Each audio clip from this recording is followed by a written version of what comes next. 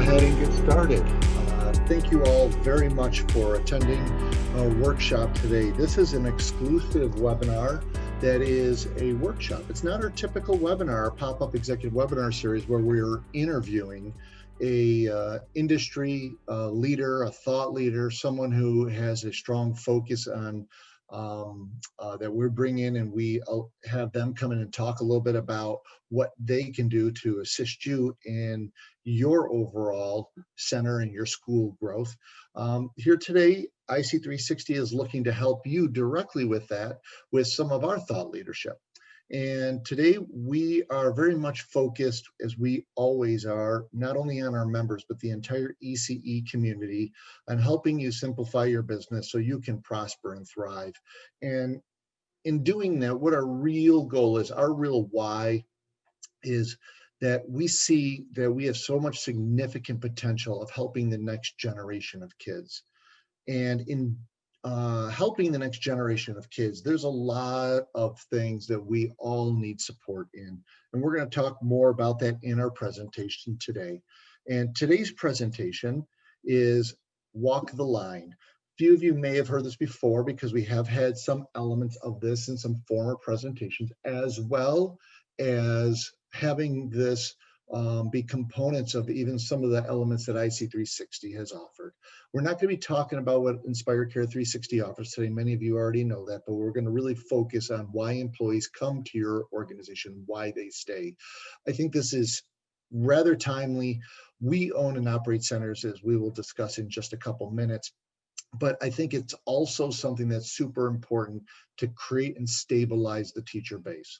Now, I'm going to ask all of you to look to come in all the way through it. Hopefully it's engaging enough that you do want to stay all the way through it for this 1 hour. We're going to try not to exceed this 1 hour time frame. But at the end, we do have a free opportunity for all of you if you'd like to take advantage of it for your schools.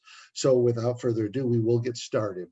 I am Tony D'Agostino. I'm the founder and CEO of Inspire Care 360, as well as owning and operating 3 centers. And as I go ahead and do this, Biv, why don't you come on? This is Bivette Stodchill. If you want to. Hello, everybody. You want to turn on your video, Biv, so we have you join. Excellent. And Biv will be co-presenting with me today. Biv is our Vice President of Programs, and she's been with Inspire Care 360 from the start. Biv also has a long history of not only doing professor work at universities and colleges, but also running and operating childcare and ECE centers throughout her career. So she's been an amazing asset, not only for us, but I know for a lot of our members, she has made a big impact. So thanks, Biv, for joining me on this one. Thank you. Happy to be here. Great. So with that, we're going to go ahead and get started. I'm not sure if all of you realize that we come by Inspire Care 360 in a rather organic way. And oh, by the way, before I even do any further, there are some navigation elements here. If you're interested in asking us a question, if we can get to it, if not, we will after. There's a Q&A button. Please ask your question in the Q&A section, and we will try to do our best to answer it, number one. Number two is we are going to be doing a couple polls. So with those polls, you'll have an opportunity to engage and interact with us. And third is there is a chat function. That chat function is usually to ask, hey, you know what, I'd like to learn more about this, or how do I take advantage of the free opportunity, or could you reach out to me for any other reason? We're happy to do that, as our team is all on here and we're all monitoring it. So back to the presentation. Over 10 years ago, we founded we actually acquired 6 centers, and eventually we operationalized them to 3. And you say, well, gosh, things didn't go well. No, what we actually did is we found that there was greater opportunity for the kids, as well as the teachers, and the profitability of the overall centers, in ensuring that those centers were as fit as possible. when we came in. It's in our centers are in Western New York over the past 10 years. And today we have over 80 staff with about 350 children enrolled. And we've also dealt with, I think, everything that all of you have dealt with, from all the licensing, any kind of staffing, recruiting issues, any kind of issues about marketing, how to purchase, how to build your reputation, how to deal with upset, families, any of those kind of issues that, day in and day out make our roles breathtaking. And we've identified, though, one of the things that when I came into the industry as an independent owner, 95% of the market is independent. We're happy to have franchisees on this to participate in here, nonprofits, even large corporate entities like KinderCare directors have all joined us for this. And we love the fact that you're joining us and participating. But one of the things that we did look around is for the independent owners and operators, the reason that we really got started in this was because we saw that there really was an unfair advantage. And that's why we started with Inspired Care 360, but on to walk the line. And for that, I'm going to hand it over to you, Biv, so you can start presenting. Excellent.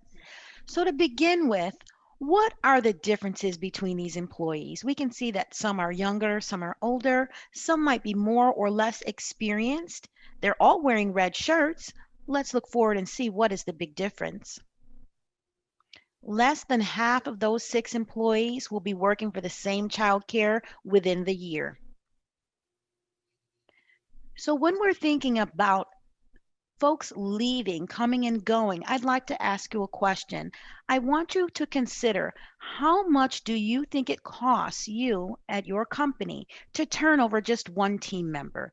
Would you estimate it costs $1,500, $3,000, $5,000, $8,000, or $10,000? Take this time to click what you believe it costs your company to turn over one team member and submit your answer in the poll.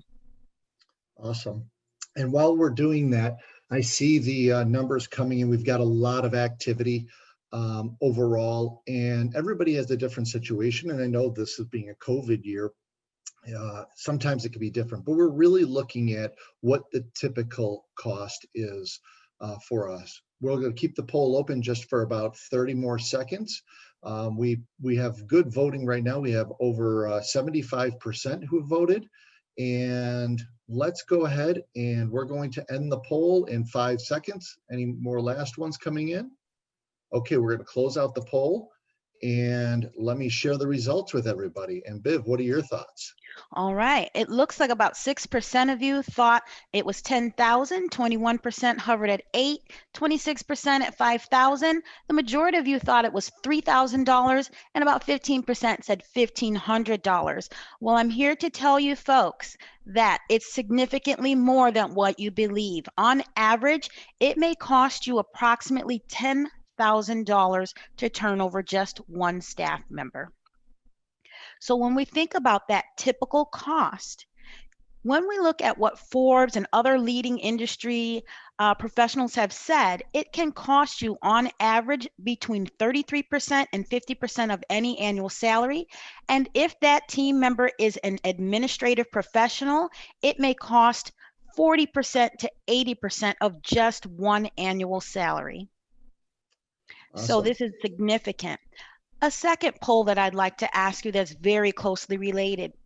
In the past year, how many team members do you think that you lost? So when you're thinking about the average number of staff turnover, what percentage of your staff do you think you turned over last year? 5, 10, 20%, 30% or higher? So you could have turned over 40, 50, or 80% of your staff. Pretty high. Take an estimate, think about how many staff left last year, and give us your answer about what percentage of staff turned over last year at your company. Now, one of the elements about turnover that we sometimes don't know is, it's sort of one of those things that you can actually figure out what your turnover is. And the way that we do it is we look at the number of W-2s at the end of the year. Right in January, right now, it's the W-2s that you're sending out. They have to send out before the end of January that let you know, based on if you normally have about, let's say, 20 staff members, but you're sending out 40 W-2s, you might have some kids who are, summer camp college kids. You may have a few people who are transient, but turnover is the expense of people coming and going, whether it's positive or negative. So we're going to go ahead and we're going to end the polling. We have, again, about 75% who've answered. We'll have 5 more seconds and we'll close out the polling here. And 3, 2, 1, let's end the poll. And now let's share the results. Results. All right. We've got the highest percentage of voters saying that the average percentage of staff turnover in a normal year is 29%. We've got about 16% equally saying 40 or 50%. And lower percentages saying it's 10% and a little bit lower percentage saying 80%. On average, in a normal year in the EC industry, any given organization can turn over approximately 40% of the childcare workers in that year. That is typical in our industry. Yeah, and just to add on to that, you guys were pretty, you're close there, right? You're around 30%. I will tell you right now, I've worked with an organization that has almost 50 centers, and they are telling me when the management took over that organization, now they have 50 centers, that their turnover was around 80%. Think about that in what is going on how breathtaking that is and how daunting that is for a management team. So 40% is what it is on average. So back to you, Biv. All right. So knowing that there are 40% maybe turning over, what kinds of events go into the cost of turnover? Well, to begin with, when you consider the separation costs before or at the time your employee is leaving, there may be time spent on exit interviews, interviewing employees and straightening out paperwork, determining separation or sick leave payments, providing for substitute coverage, and again, the what you may experience is a loss of culture in your organization. Your team may be negatively impacted and there may be lost engagement. There are administrative and accounting costs, and every day you spend filling that vacancy, the cost calculates additionally. There are recruitment costs running from advertising through screening, conducting interviews, and doing reference and background checks. Additionally, there's a monetary cost when you're performing background checks. There are hiring incentives that you may need to offer, and again, the accounting and administrative costs, and these things are duplicative multiplied times the days that you are spending recruiting. Their final cost of turnovers can be categorized in the cost you spend with your brand new employee, developing and presenting training materials, the time that a trainer spends training your new employee, and the time that your new employee spends completing their training. Additionally, there may be mentor salaries for on-site mentoring and the time that it takes for your new employee to really learn the job, be competent. We call that the ramp up time. This time there may be errors or retrainings. Those kinds of things do cost money and effort. Again, there are accounting and administrative costs, and each day spent with the new hire multiplies the cost of the new employees for turnover. We have done some of the math in previous slides. When you consider that you may have one child care center may have 2 to 3 locations, and of those 2 to 3 locations, if you had approximately 60 employees and you turn over 40% each year, that's going to be 24 employees. When we multiply that cost times just a very reduced estimate, not the full $10,000, but if we look at about $3,300, we're going to end up with about a cost of just under $80,000 that's annually being spent on employee turnover. And this is not the highest average that you might experience on turnover, but a low estimate. This does not include the cost that you might experience due to lost families. If you have a high turnover rate at your center, this may be daunting for families. Again, there may be also lost productivity with your staff as they see multiple staff members leave and come and go, multiple leadership teams. This creates a stressful environment and may lead to a negative culture at your center. Okay, and I think what I'll do is I'll probably take over from here, Biv, if that works for you. You Excellent. know, so what we have then, if we look at it, is, the really the biggest cost that we have out there when it comes to turnover. It is, there's training costs, but we all say, well, you know what, I already have staff, they're already in place. We have only so much budget for that. But really, when we lose a teacher, especially if they're a tenured teacher, I think we all know the biggest opportunity is when we lose family and children. I don't know if you've had other experiences, but for the most part, if you've had a well tenured, teacher who's a toddler teacher or a preschool teacher, and the children love to come in and see that person every day, and all of a sudden she's gone the next day, that is a huge impact to that family, and they really start to question whether or not they should stay with your center. So that creates instability. Further instability is really with your team members. If you have one or two staff members who turn over, you then have an issue where your team members start questioning, is this the right place for me? So you have a little bit of a avalanche effect that after one person's gone, maybe another staff member leaves, then all of a sudden you have a number of different individuals who possibly may leave. And also with the team, they really, that remain, they tend to start questioning their role. So especially if it's someone in leadership that's left or someone who's played an important role in that organization, quite often they are in a situation where your rest of your team starts performing lower and questioning what they're doing. And that reputation starts to become pronounced throughout your community. What I mean by that is, I don't know how many times I've heard when someone says they drove by a center, and when they drive by a center, I have said in other towns with other friends, because I own childcare centers, and I said, well, what do you think of that place there? And someone who's not even having kids of ECE childcare age would say, oh yeah, well, that center's just had a lot of turnover, so I don't know, people sort of avoid it. And that's the word on the street. That is huge when it comes to your reputation. So those costs can add up significantly. And to take a very conservative approach towards that, the separation cost can be significant. And you can look at this money, and this money, in addition to what you showed you before, directly hits the bottom line of the organization. It is either comes out of earnings or what you can use to further invest in your team members or in your facilities. So turnover is probably one of our greatest challenges that we have in our industry. And to really get to the next generation of kids being a wonderful generation, teacher stability is really at the crux of it.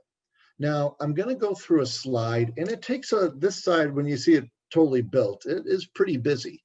But I'd like you to take a look at it. On the left-hand side of this chart, we have the competency through learning and experiences. And on the right side, the value of staff and reduction of turnover. There is a direct correlation, according to Deloitte Consulting. Josh Burnson, who I actually know from Burnson Consulting, who then moved over to Deloitte, that really talked about the fact of getting an individual to competency is absolutely critical for retaining them to your staff. And the quicker you can get them to a level of competency is the ability to help reduce turnover. And in a few further slides, we're going to talk about how that really naturally applies in human nature. So the journey of an individual from the time that they start within an organization, we often bring them in and they're hired new. Hopefully we have an opportunity to get them onboarded. They are able to get an orientation or a handbook, or maybe the foundational compliance training. And then maybe if you have some operational training, or they can go through some mentoring. That opportunity is what we call the investment zone. This is the zone where you're investing greatly in your staff members, but it's also a high risk zone because during this time, this is when you have the opportunity for the greatest amount of turnover is while an individual is going through this process. Once that individual hits this area where they cross over and they've really started to become competent, you really start to get to that return zone. This is where you start truly benefiting. You're investing less directly in that individual that you've put the money and the people and the time and all that cost towards. You start getting that return out of investment. That allows you to do more professional development of that individuals, or you have new assignments for them. Okay. That is, this is sort of the picture that we all go through when we hire new staff members. Now, the question is, how long does it take you to do that? Do you let it organically happen over the period of 1 year or more? Or do you focus on making sure that it all happens in a very thoughtful, process-driven way to engage your staff to get them up to speed and competency? The value of doing this in the short amount of time is not only are you getting to that return on investment zone much quicker, what you're also doing is you are closing that turnover zone. You're closing that window. So let's get into another slide here that talks a little bit more about what we believe is what I call the childcare success pyramid or the childcare success model. Your staff, and the reason why this is so important, because at the crux of childcare, I think we all know that staff is important, but sometimes I don't think on the day-to-day when we're there and we're frustrated with staff members calling in sick or someone who becomes toxic to our work environment or an individual who is not aligned with us, we get very frustrated and we're like, we just got to get rid of them. Or our staff's like, we just got to get that person out of here. And that oftentimes, if they're toxic, yes, as we always talk about, hire slowly, terminate quickly. But we all know we also have ratio too, and we cannot simply just terminate because that person has developed a bad attitude. We have to find a replacement, or your director or administrative staff or yourself are going to be in that classroom and you're not even going to be able to spend time recruiting the right person. So it's definitely a unique balance in our industry. But key staff engage our families. So you engaging your staff engages your families. That allows you to grow your enrollment and also to build your reputation.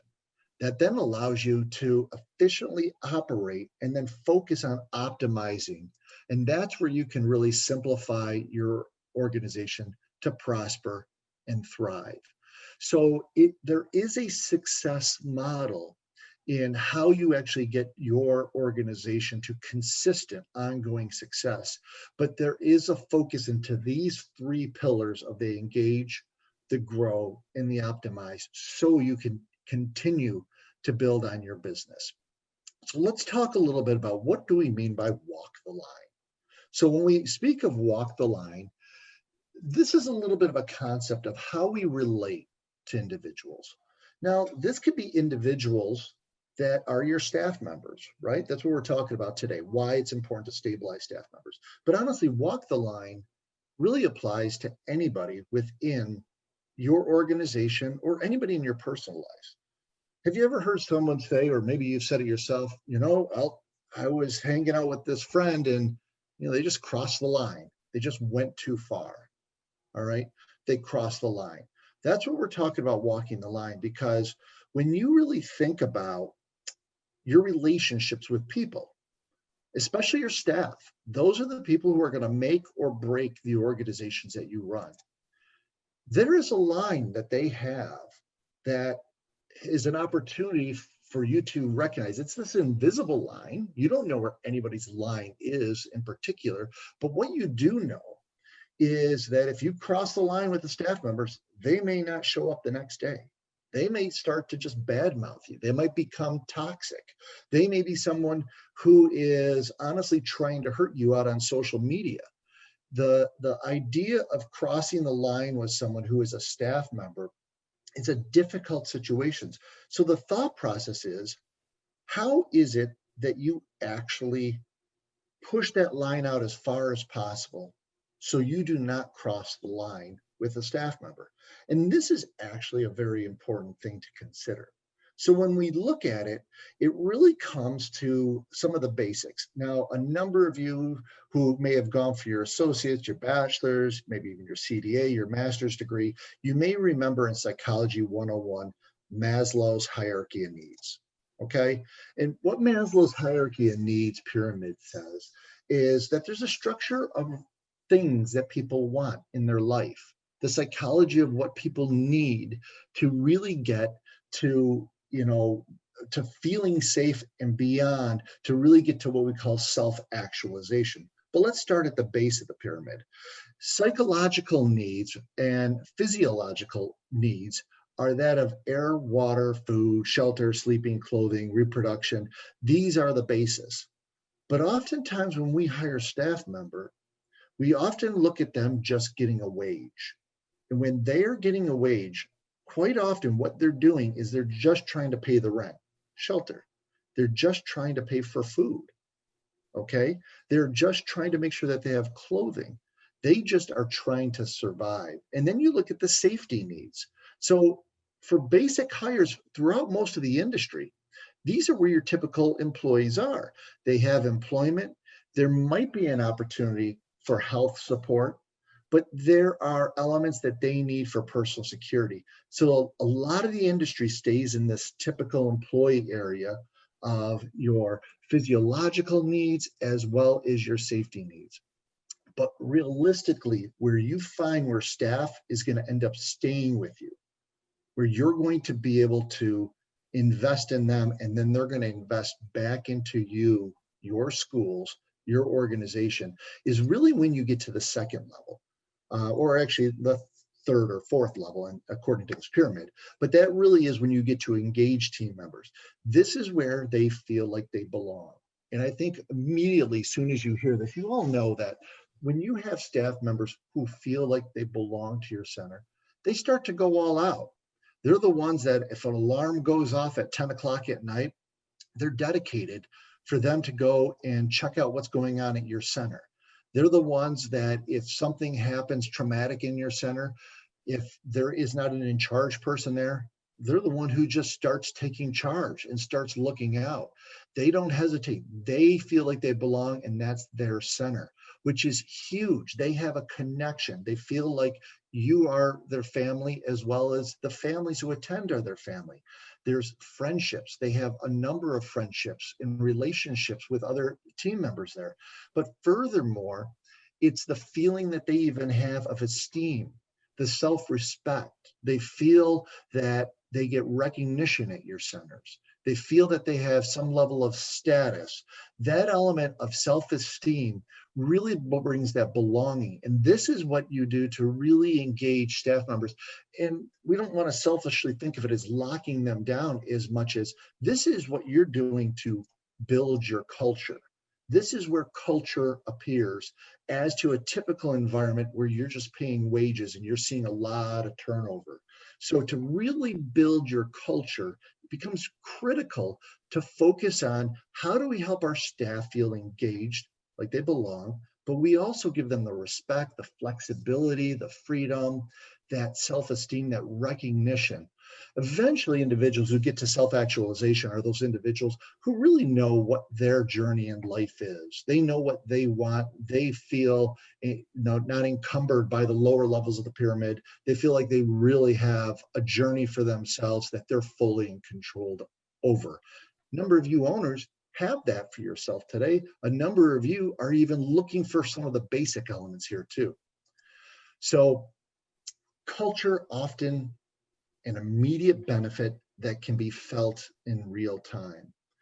This is something that really talks about culture and why culture is so important to what happens with turnover or the lack of turnover.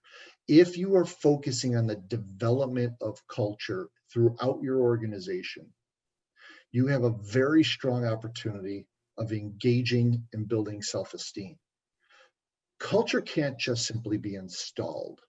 You can't have someone come in and put your business into a cultural footprint. This is something that you have to build through time to create a culture. And that culture becomes a very strong foundation to your business moving forward. So, how do we push that line out as far as possible? Well, it takes a number of things. It takes investment. And I know the challenge is that we talk about investments, and oftentimes we're like, well, I don't have the money to invest in this. But you know what? In my 10 years of owning and operating childcare, as well as my 30 plus years before that from adult learning principles with entities like Pearson Education and Ernst and Young and the like, what I've really learned is you don't get a return without an investment. You can try to cobble it together, but when you do cobble it together, you get low results and you don't get the results you want. But first and foremost, it's important for you to have values. And when we talk about values, values are something that are interesting in the fact that they are your foundation to your culture. Now, values might be some words that you put on your wall, and you might hear a lot of corporations that have values. But if you do not live by the values of an organization, you oftentimes just simply don't have values, and you can die by the values of those within your organization because people don't see you living up to it or living those values. Furthermore, the values are not just yours. The values are your staff and your families. So it's very important that when you are developing what the values of your schools are, that you really consider how you get what the values of your staff are and what are the values of your families. Because as we well know, that if you have staff members, when you typically say a staff member is toxic, what does that mean? Well, typically what it means is their values are not aligning to the vision and the values of your organization. That's what it means. Have you ever had to fire a family or parents, in other words, have to discontinue their enrollment because what they were doing is they're truly disrupting your overall culture of your schools? That's when the values of that family do not match with the values of your organization. Today, we are talking about, though, specifically your employees. So how do you push that line out as far as possible so you do not cross it? You establish strong values that also align with your family's values, but your staff's values. When you're recruiting, you leverage your values. Quite often we do a lot of posting. We do postings on Facebook, or we do postings on Craigslist or on Indeed, and all these different elements when we're doing these postings. And when we do those postings, you see a number of other people are posting out there, and you're like, well, I get the same kind of challenging individuals that I always get, or I'm just not getting a lot of attention, or you know what, there's a lot of people out there doing a dragnet for toddler teachers. Why can't I do it? Where else can I post? I'll pay more money for it.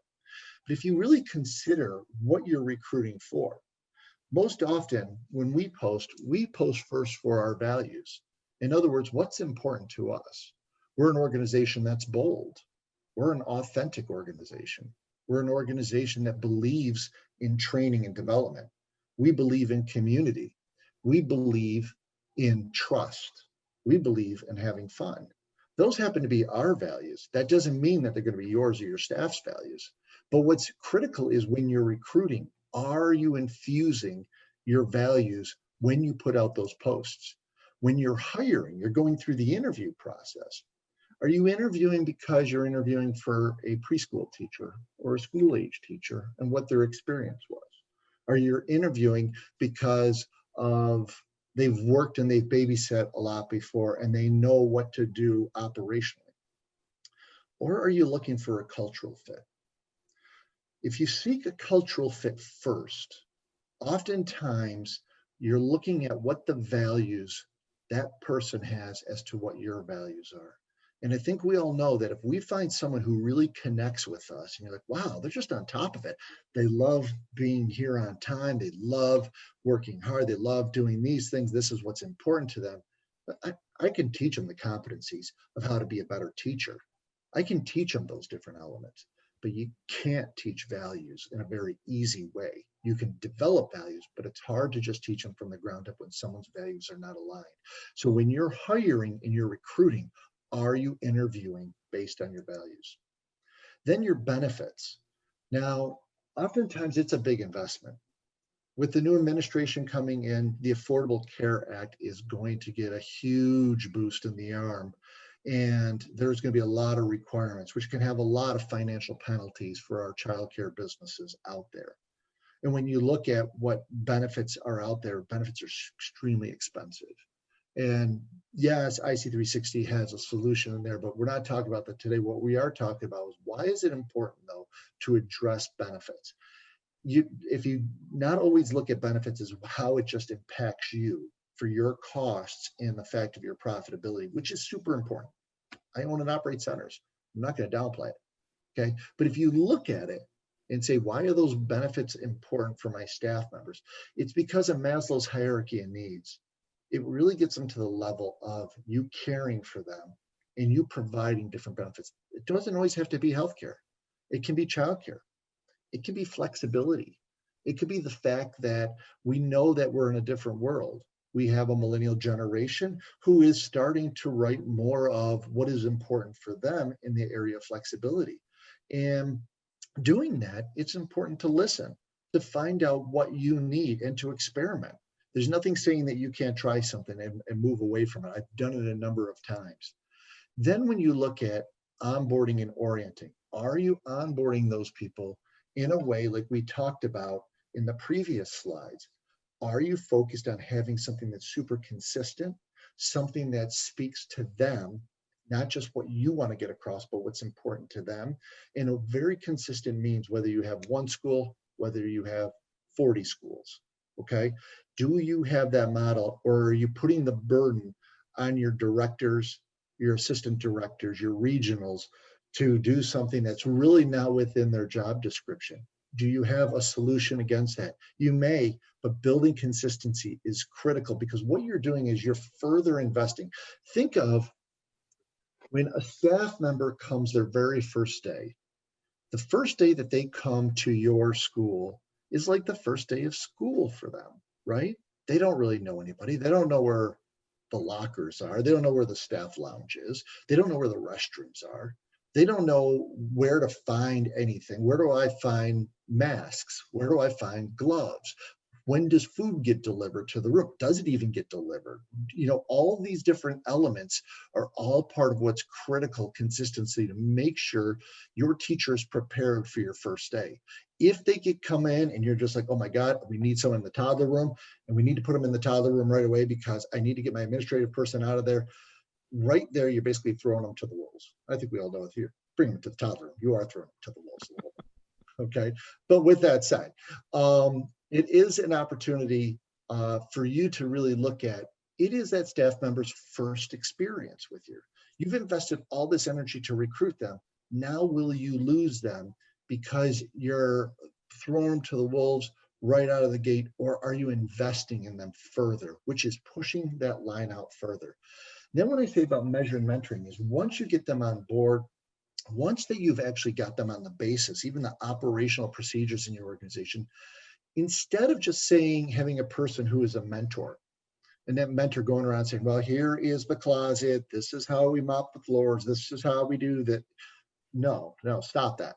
We have to stop that. What we need is someone where you've been able to help that person learn in each one of the different elements of the programs that they're in, whether they're just in one program, whether in the toddler infant program, whether they're afloat in all the different programs.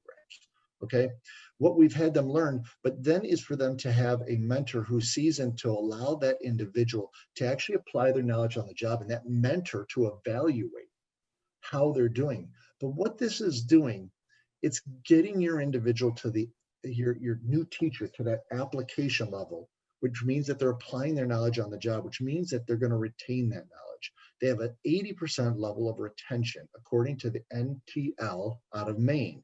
That means how people retain information is when they apply their knowledge on the job and they get feedback associated with it. They have about a 5 to 10% retention when someone just tells them something and then they move on. That's why oftentimes there's a lot of confusion with new staff. They come to the office, they're asking new questions, they're not sure what to do, but that's what also helps cause turnover. Then performance and expectations. Without expectations, I think we all know, if we come to work, whether we have expectations because we're an owner or we're a new assistant teacher, if we don't know what to do, when we come in. If we are now have a banking relationship as an owner operator, and the bank doesn't tell us when we have to make payments by or what we have to do to satisfy a loan, and it's going to hurt us, we have a lot of anxiety. Same thing with an assistant teacher coming in day number one. If they don't know what they're expected to do by when and how in a consistent manner, it's very difficult for them to be successful. So it realistically is an opportunity for you to really look at how do we ensure that expectations are crisp, clear, but measurable. Is I think it was Harvey McKay once said, that which is not measured cannot be managed. In turn, you cannot manage the performance of an individual if you don't set up some way to measure it. And if you create a very subjective measurement where your leadership team subjectively goes in and says, she did a good job, she did a poor job, he did an okay job, that right there creates and disseminates ill will within your organization, becomes subjective, teachers' pets, all those things that we don't want within our organizations. We want clearly defined performance objectives and how to get there. Now, some believe in giving immediate feedback, whether it be once a week, once a month, more formal reviews every 6 months to a year. That is up to part of what your culture stands for. But it is very important to give feedback, because if you do not give feedback as to how a person is performing, they oftentimes feel that your expectations you set in the first place may not be accurate. So with that said, professional development is critical for our teachers. Think about it. They're teachers. They've come because they love to teach. They love to educate our little ones. They're the ones who really enjoy the opportunity to watch the light bulb go off and see that individual grow. That's what really makes them shine. That's what makes most of you shine too. So if there's an opportunity beyond compliance training that they have to take every year, I don't know how many times the same teacher being with us for 10 years can take Shake and Baby, just to meet compliance standards. It's different than them being able to take a course on how to start reading and understanding finances, or how to understand why a tour actually comes to your facility and why a tour becomes an enrollment, or any kind of development for themselves, how to manage conflict, or how to handle different elements of their job role with communications. That's critical for them to constantly be building. You are further investing in them, and you're pushing out the line and then rewarding them. This is rewards that could be financial rewards. It could be flexibility. It could be more PTO time. It could be just a hustle award, recognition. Remember, we talked about the self-esteem with Maslow's hierarchy of needs? That reward is critical. People oftentimes see greater value in recognition than they do in salary increases. Now, everybody likes a salary increase, don't get me wrong, but recognition among their peers is absolutely critical. And that is something that works for many people. And for you to know that, it's important to talk to your staff about what's important, but rewarding individuals and giving them that kind of respect and recognition is critical. And just to end is a career path. Oftentimes we think in our ECE industry, whether you're in a Montessori or Reggio program, whether you are at a nonprofit organization or a franchise or a corporate or independent, we always think that, well, our industry is really flat. I only have one center, or maybe only have 3 centers. There's no place for my staff really to go. But if you think about it, there really is. It depends on what the skills against the tasks are. So you can simply build elements up for a new assistant teacher, to becoming a teacher, to becoming a senior teacher, to becoming a program lead, maybe a program manager, multiple programs, programs like your infant, your toddler, your preschool, then to becoming, more down the path of an in charge person, an assistant director, a director, a regional director, a coordinating director on up, as well as more towards a curriculum writer, activities developer. There is a ton of opportunity for you to create career paths for your staff to really drive home what is important to them. So what I'd like to do is start to go down the path that if you make this big investment, when we talk about walking that line, if you go down this big investment in that staff member, you're opening the door to allow yourself to make mistakes with your staff member, as your staff member can make mistakes with you. Because think about the same thing. If your staff member is investing this much and they screw up or something happens wrong, you give those who've been around, who've really invested a lot in you, you give them the benefit of the doubt quite often, more than people you haven't had around very long. And that's the same that that not only do you do for them, but they actually do for you. After you've done this kind of an investment with them, they're way less likely to turn over. And if we visit back with what Bivette was saying, on average, 40%, on average, $10,000 an individual, not counting the families that you possibly lose or other staff or the depressed staff or any of those things. That money is significant. But at the end of the day, stabilizing our teacher base is what's critical for building out that next generation of kids. That's what the kids want, is they want stable teachers. So I'm going to review the 9 ways to engage, build, and your culture and keep for your staff. We are going to distribute this deck to everybody who's on the call. So there was a question here, I think I saw earlier, and I haven't had time to answer it, but it was, where did that stat come from? We have all the stats footmarked. So we do have the references for those points. And, but this also here with these 9 different elements, we'll be sending you the whole deck and you have the ability, and also you will get the replay for this. So first, values, jointly develop between your staff, your admin, and your ownership, as well as your families. Start to survey. For instance, we use like a survey tool that we offer our members that allows them to survey their staff, their families, the admin, and even what you as an owner want, and start looking what are the commonalities to define what is your target values that build your culture. 2 is your job postings. Infuse with values, authentic expectations. If you have a CRM, a lot of us have started using a CRM. And when we're using a CRM, we use it predominantly for enrollments and tours. But when you look at a CRM's value, you can also use it for interviews that come in. An interview almost is as valuable to you as a family. If you think about it, $10,000 for a lost or a turnover staff member. What's the value of a family on average annually? About $10,000. So your investment in your staff is almost the same as investments on bringing in new families, except it could be possibly much more because of the families you'll keep. So also infusing with what you put out to your staff members and communications, your parents, whether you're doing Facebook or Instagram, Twitter, whatever, you're infusing that with what your values are. So when you show pictures of your kids, having fun on the playground or inside on climbers or whatever they're doing, and you just mention how this sort of gets to the fun, or, we're very authentic with our kids and how we're developing them, or we love our teachers to train, and showing one of your teachers actually learning and going through some professional development. You're sticking by your values, because again, if you create values, but you do not stick to them, they're worthless. Then you look at the recruiting. Are you recruiting based on your fit, for the fit of the organization, or are you hiring based on what the job role is?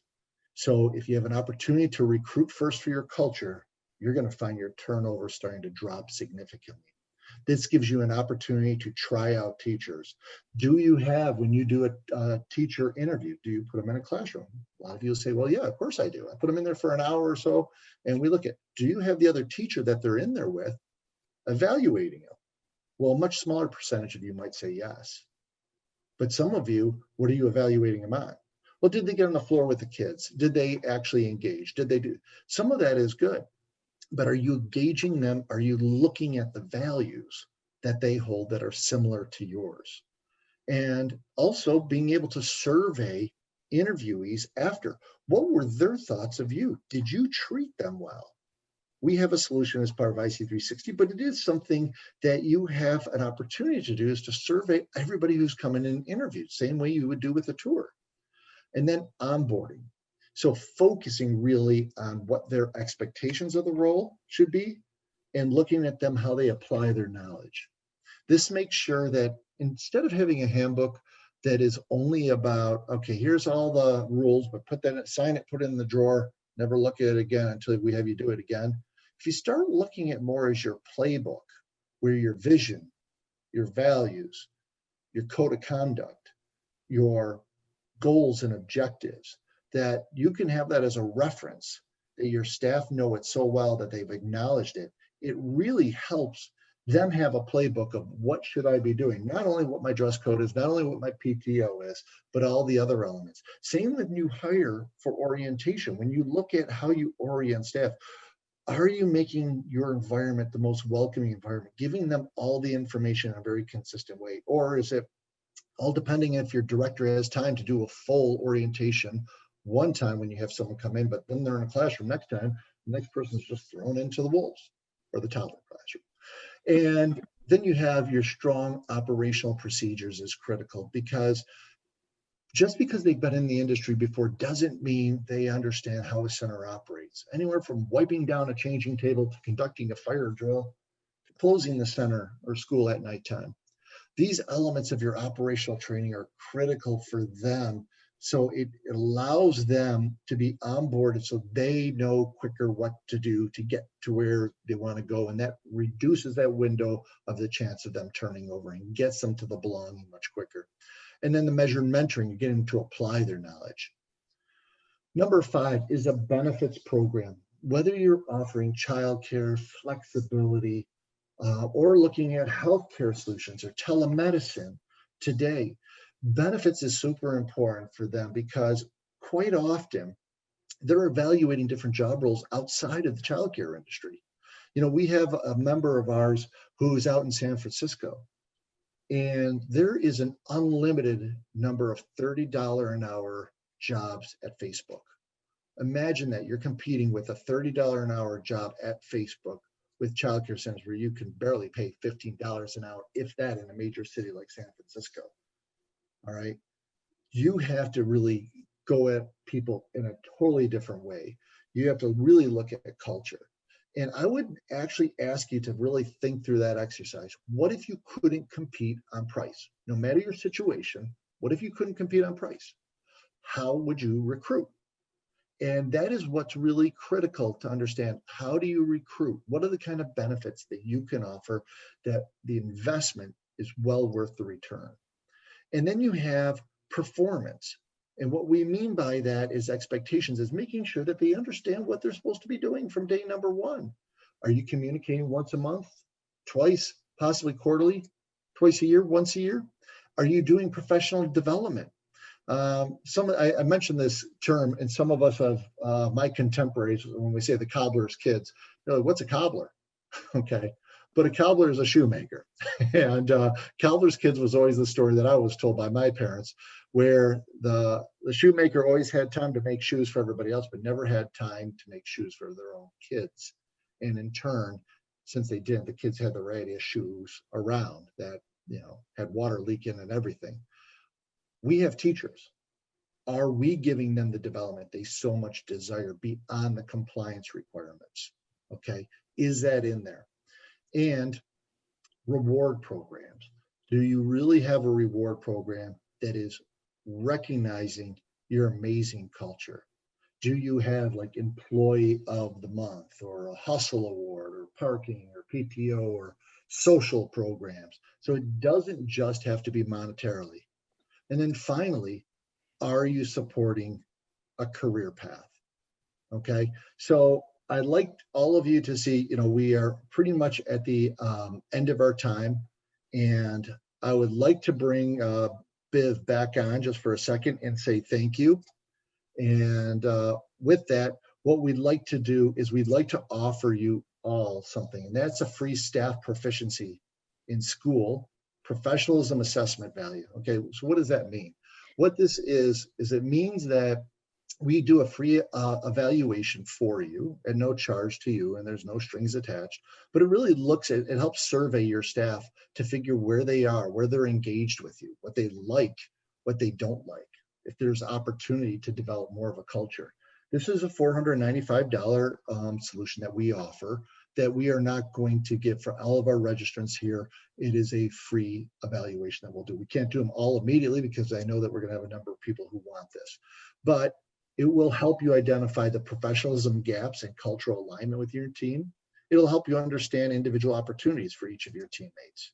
It'll help you identify what we call master performer behaviors, as well as below average and then average performance behaviors, which are critical for you to understand so you can start replicating that master performance, and then provide you with a roadmap to understand what you need to address sooner than later. So if you want to reach out to that, use the chat button, and or you can send to this email address at benefits@inspirecare360.com. So our time has pretty much come to a conclusion, and I'd like to thank you all for joining. Yes. We have a little song associated with it. But we'd like to thank you all